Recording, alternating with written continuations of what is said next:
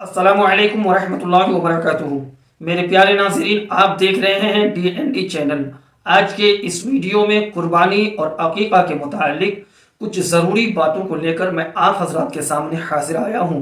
آپ سے گزارش ہے ویڈیو کو آخر تک دیکھیں اور ویڈیو میں بتائی گئی باتوں پر ضرور عمل کرنے کی کوشش کریں، اس لیے کہ باتیں ہماری نہیں ہیں بلکہ شریعت کی باتیں ہیں۔ آپ سماعت کریں۔ پہلی بات یہ ہے کہ جس طریقے سے قربانی واجب ہے مردوں پر، یوں ہی قربانی واجب ہے عورتوں پر، اور جس طریقے سے عقیقہ کرنا مردوں کے لیے سنت ہے، اسی طریقے سے عقیقہ عورتوں کے نام سے بھی کرنا سنت ہے۔ عقیقہ کا بہترین طریقہ یہ ہے کہ بچے کی ولادت کے 7 دن بعد عقیقہ کر لیا جائے، لیکن ہر انسان کے لیے وقت یکساں نہیں رہتا ہے۔ ہو سکتا ہے اس وقت آپ کی مالی حالت بہتر نہ ہو، تو اب اگر خدا توفیق دے تو اب بھی آپ اپنے نام سے، اپنے بچوں کے نام سے، اپنی بیوی کے نام سے عقیقہ بھی کر سکتے ہیں، اور قربانی تو اگر صاحب حیثیت ہیں، صاحب استطاعت ہیں، تو قربانی آپ پر واجب ہے ہی ہے۔ اسی ضمن میں کچھ ضروری باتوں کو لے کر میں آپ کے سامنے حاضر آیا ہوں۔ قربانی ایک مالی عظیم عبادت ہے جو کہ سیدنا خلیل اللہ علیہ السلام کی سنت ہے اور ان کی ایک عظیم یادگار ہے۔ اللہ تبارک و تعالیٰ نے ان کی اس عظیم یاد کو امت محمد کے ذریعے سے زندہ اور باقی رکھا ہے۔ آپ کے پاس یا ہمارے پاس 7.5 تولہ سونا یا 52.5 تولہ چاندی موجود ہو، یا اس کی رقم موجود ہو، یا ان دونوں میں سے کسی ایک کو خریدنے کی رقم موجود ہو ہمارے پاس، تو ہم صاحب حیثیت ہیں، صاحب نصاب ہیں، اب ہمارے اوپر قربانی کرنا واجب ہے، جبکہ عقیقہ ایک سنت فعل ہے۔ اگر کریں گے تو اس کا ثواب ملے گا، اور نہیں کریں گے تو ہمارے اوپر کوئی واجب نہیں، کوئی گناہ نہیں۔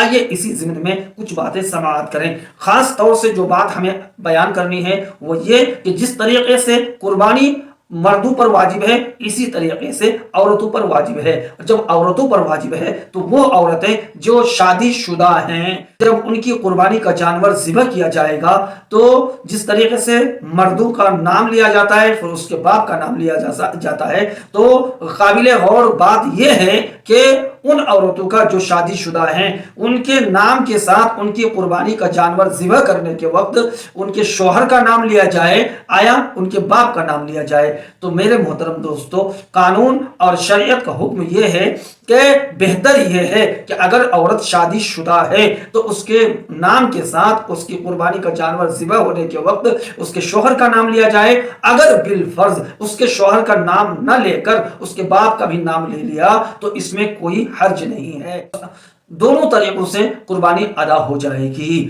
آپ یہ بات ذہن نشی فرما لیں۔ قربانی اور عقیقہ کے گوشت کے تعلق سے ایک اہم مسئلہ سماعت کر لیں۔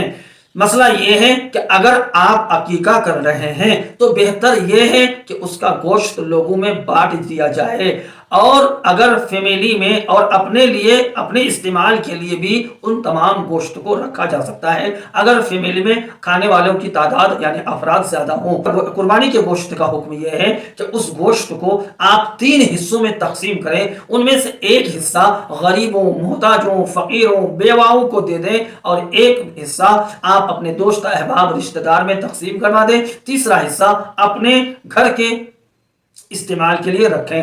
دیکھیے یہ سنت طریقہ ہے، رسول کونین صلی اللہ علیہ وسلم نے اسی طریقے سے اپنے امت کو درس عطا فرمایا ہے، لیکن وہی پر یہ بھی ارشاد ہے اگر آپ کے گھر میں آپ کی فیملی میں کھانے والوں کی تعداد زیادہ ہے تو آپ سارا کا سارا گوشت اپنے پاس رکھ سکتے ہیں، لیکن یہ کوئی نہیں جانتا کہ آپ کے فیملی میں کتنے لوگ ہیں۔ قربانی ہمیں اخوت اور بھائی چارے کا درس دیتا ہے، اس لیے اپنے گوشت کو اپنے غریب بھائیوں تک ضرور پہنچائے۔